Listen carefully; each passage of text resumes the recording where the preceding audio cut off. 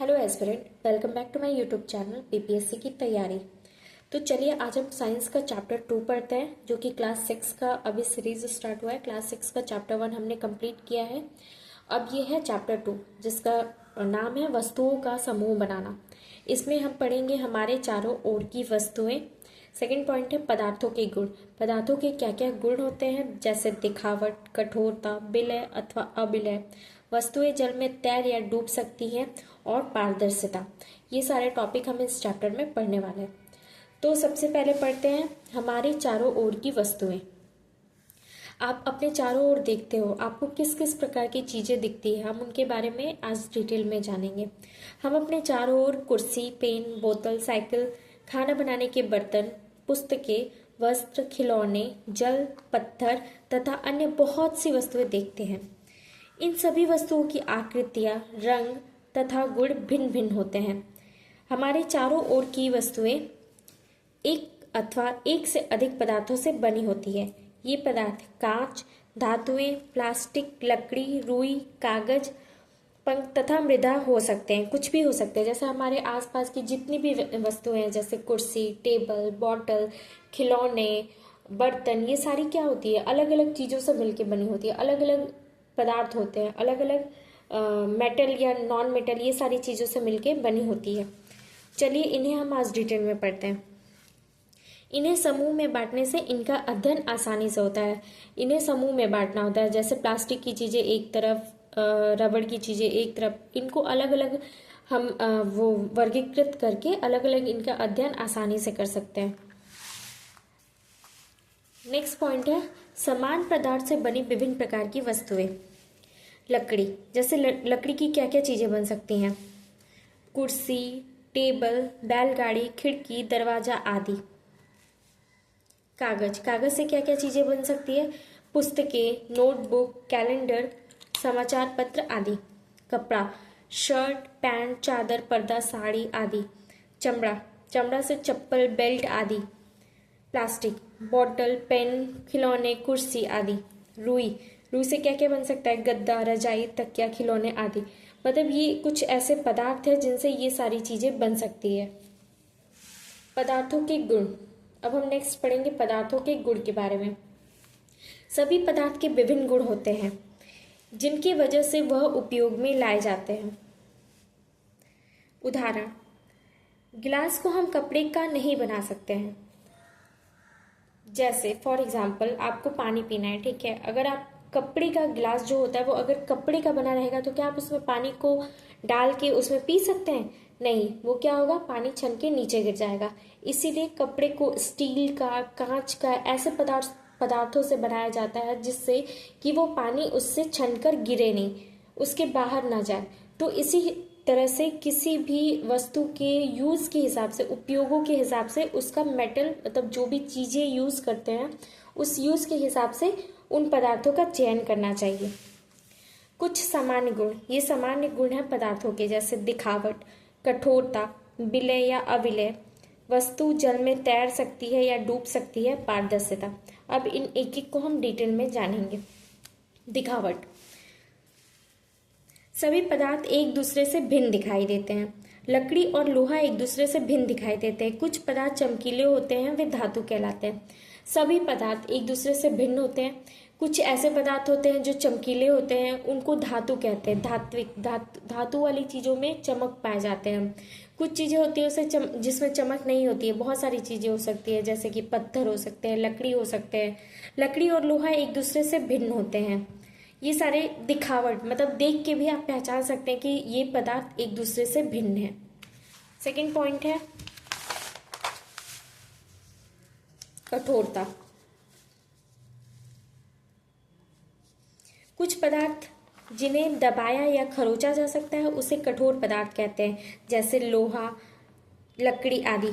ऐसे पदार्थ जिन्हें आप दबा के या खरोच के देख सकते हैं कि वो, मतलब आप उसे पहचान सकते हैं कि वो कैसा पदार्थ है, सॉफ्ट है, मतलब मुलायम है या हार्ड है, ये सारा चीज आप उसके बारे में पता कर सकते हैं। कुछ पदार्थ जिसे दबाया खरोचा नहीं जा सकता है उसे मुलायम पदार्थ कहते हैं, जैसे रुई अथवा स्पंज। विलय अथवा अविलय, कुछ पदार्थ जल में पूर्णतः लुप्त हो जाते हैं अर्थात घुल जाते हैं, वो जल में विलेय कहलाते हैं। कोई पदार्थ जैसे मान लीजिए कि आप चीनी नमक पानी में मिला के देखें तो वो पूरी तरीके से घुल जाते हैं चीनी नमक, यानी वो पानी में विलेय हैं। कुछ पदार्थ जल में मिश्रित नहीं होते, वे पदार्थ अविलेय कहलाते हैं, जैसे कि बालू चौक। आप एक गिलास में पानी ले लो, उसमें थोड़ा सा बालू डाल के देखो, उसको चम्मच से आप पूरा मिला के भी देखो तो कुछ सेकंड बाद वो क्या होगी, बालू नीचे बैठने लगेगी, मतलब वो जल में मिक्स नहीं होगी। और चौक का पाउडर भी उसी तरह मिक्स नहीं होगा। तो कुछ पदार्थ होते हैं जो जल में विलय नहीं होते हैं, वो अविलय कहलाते हैं, जल में मिश्रित नहीं होते हैं। द्रव की जल में विलेयता। कुछ द्रव जल में पूर्णतः विलय मिश्रित हो जाते हैं, जैसे कि नींबू का रस, सिरका आदि।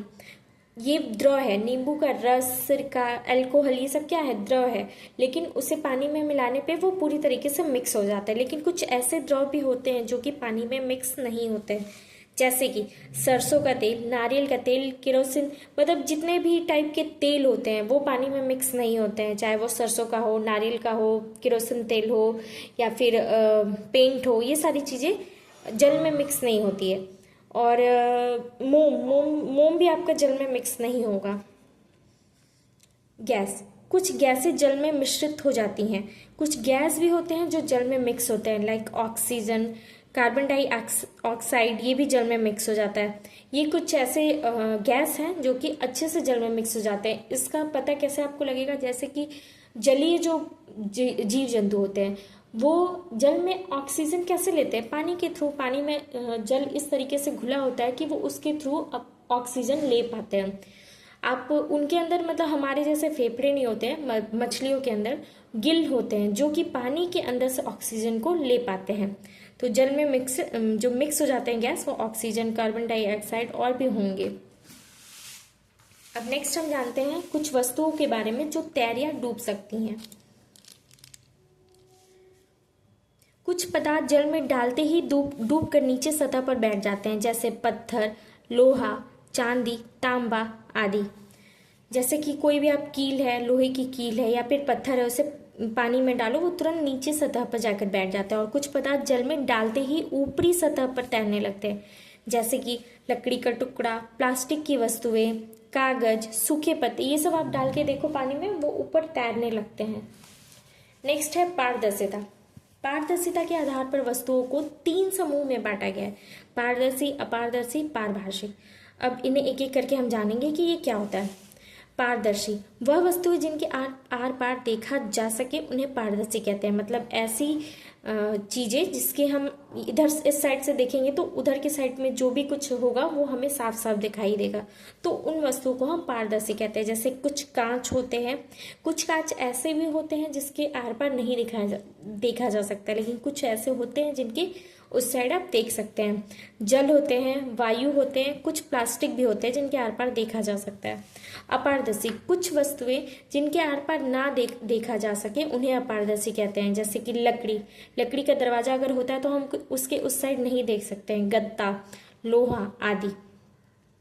पारभासी क्या कहलाता है, वह वस्तुएं जिनके आर पार स्पष्ट रूप से ना देखा जा सके, पारभासी कहलाते हैं। मतलब हमें पता तो चलता है कि उस साइड पे क्या है, मतलब हम उस ऑब्जेक्ट को पता कर सकते हैं, लेकिन वो स्पष्ट रूप से, मतलब क्लियरली नहीं दिखाई देता, हल्का फुल्का दिखाई देता है, तो उसे हम पारभासी कहते हैं। जैसे तेल लगा कागज, मक्खन लगी पेपर, बटर पेपर होता है ना, टिंट कांच आदि, ये सारी चीजें पारभासी के अंदर आती है। तो आज तक तो हमारा टॉपिक यही है, बस ये सारा टॉपिक था जो कि चैप्टर 2 में था। बहुत छोटा सा चैप्टर था, बहुत ही बेसिक चैप्टर था ये, इसमें से पदार्थों के गुण थे।